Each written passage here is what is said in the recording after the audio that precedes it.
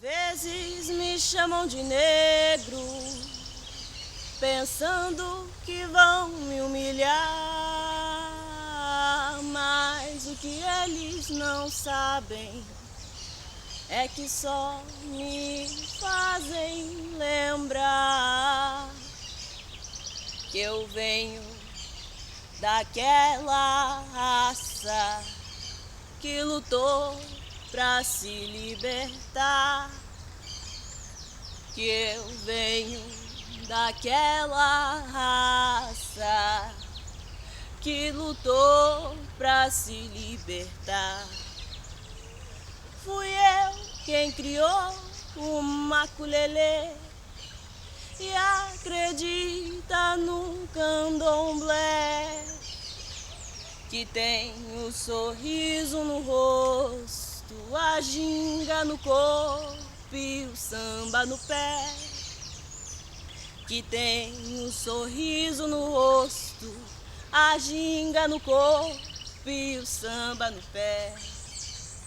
Perguntei ao camarada o que é meu, é do meu irmão, oi, meu irmão do coração, camarada.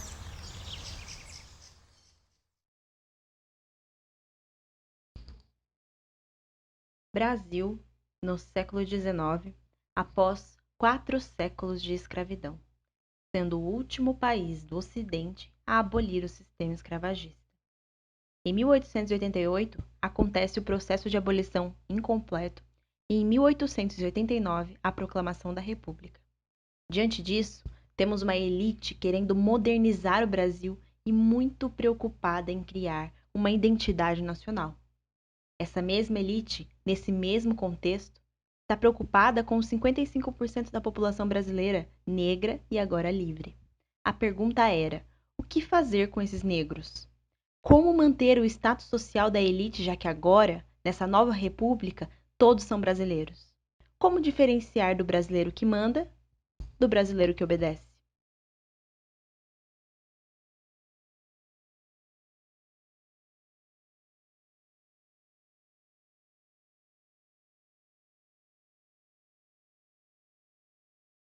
Diante então dessas contradições da elite brasileira, nós temos o surgimento do projeto de branqueamento racial no Brasil. Este projeto, ele não surge do nada. Ele é um projeto fundamentado em correntes de pensamento deterministas da época que estavam, na verdade, influenciando o mundo inteiro, e não foi diferente no Brasil. É uma corrente que foi muito falada aqui no Brasil foi a de darwinismo social, conhecida também como teoria das raças. A teoria o darwinismo social, ele vai seguir na ideia, na linha de pensamento de Darwin, da questão de evolução das raças. Não que Darwin tenha dito que a sua teoria ela poderia ser adaptada, por exemplo, para as ciências humanas, mas foi o que aconteceu. Essa teoria das raças, ela entendia que existia uma raça evoluída e as outras raças inferiores.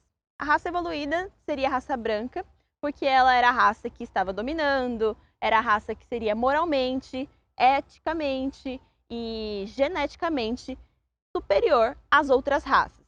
Asiáticas, indígenas e raças africanas, por exemplo, eram entendidas como raças inferiores. Outra teoria também que fundamentou o projeto de branqueamento racial no Brasil foi as teorias eugenistas. O eugenismo ele vem da ideia de melhoramento da raça. O eu vem de bom e o genia vem de gênesis, de origem. Então, a ideia de raça, de origem boa. A eugenia, por exemplo, ela entende que a raça humana ela deve ser melhorada. E para que isso seja feito, qualquer tipo de aniquilação, por exemplo, das ditas raças inferiores é justificado. Foi o que aconteceu, por exemplo, no nazismo. Era uma ideia eugenista. No caso do Brasil, as nossas estratégias eugenistas não foram como as do nazismo, mas não deixaram de ser tão cruéis.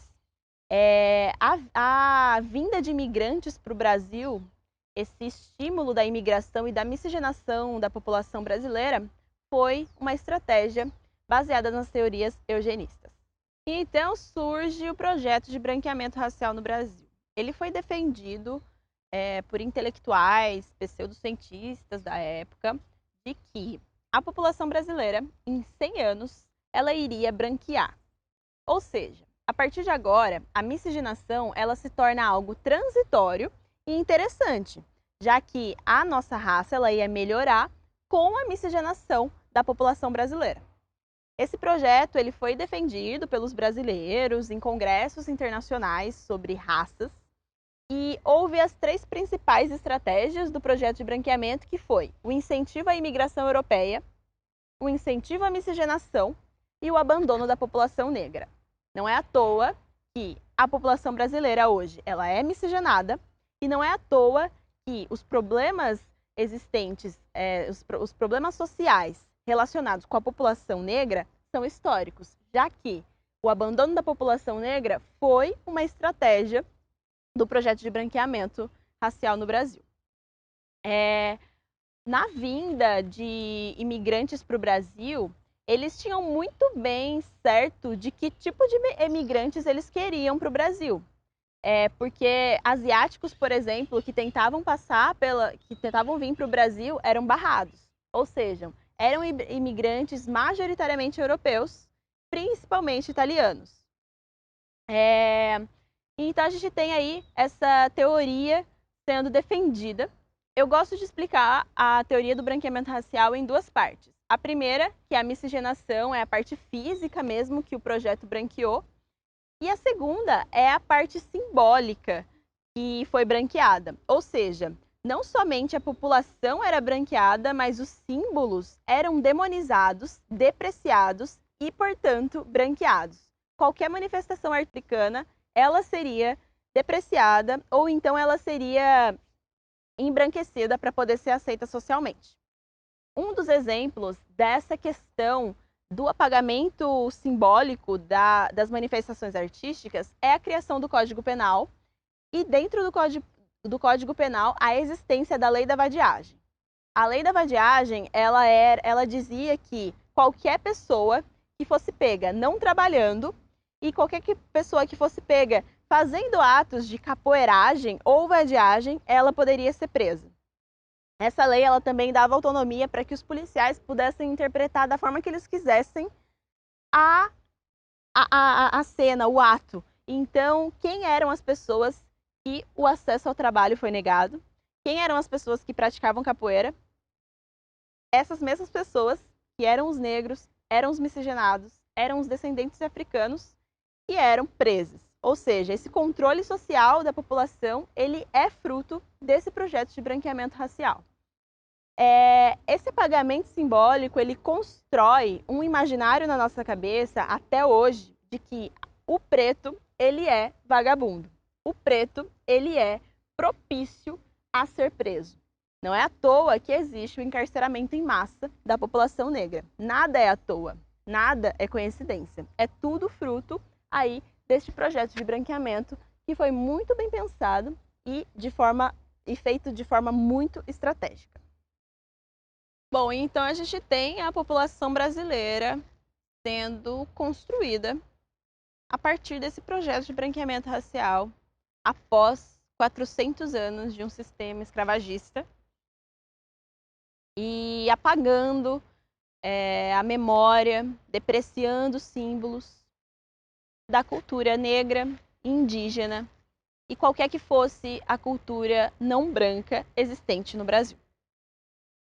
Pensando na memória da população negra, existem projetos aí, não só aqui na cidade de Piracicaba, mas em todo o Brasil, que visam o resgate da memória negra e, portanto, a preservação dela. Aqui na cidade a gente tem a Rota Afro Piracicabana. A Rota Afro tem o objetivo de resgate da memória negra na cidade de Piracicaba. Esse resgate ele contribui diretamente para a construção do patrimônio cultural da cidade, do país. A rota ela se baseia em um passeio, um tour de turismo étnico-cultural de aproximadamente 3 horas de caminhada, que a gente passa por pontos históricos negros na cidade de Piracicaba, recontando as histórias.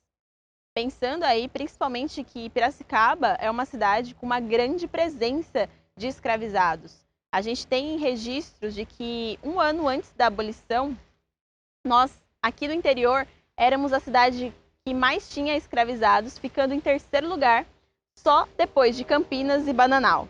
Então, existe uma presença muito grande na cidade de escravizados e, portanto, existe uma cultura sendo constituída a partir disso. A rota ela é baseada nas pesquisas do professor, historiador, ativista negro Noedi Monteiro. Ela também conta com as contribuições do Antônio de Paula Júnior, que é um batuqueiro, filósofo aqui da cidade, e também com a oralidade dos piracicabanos, dos mais velhos. Atualmente ela é viabilizada pela iniciativa de turismo Auá Turismo, para acontecer aí, ser feita, né, para as escolas, para a população em aberto, com o objetivo de estar contribuindo para a construção de um imaginário acerca das culturas negras baseado no pertencimento, na admiração, buscando aí reconstituir o que a gente entende de culturas negras. E pensar que a população negra, ela é produtora de conteúdo, de intelecto, de vida e de axé.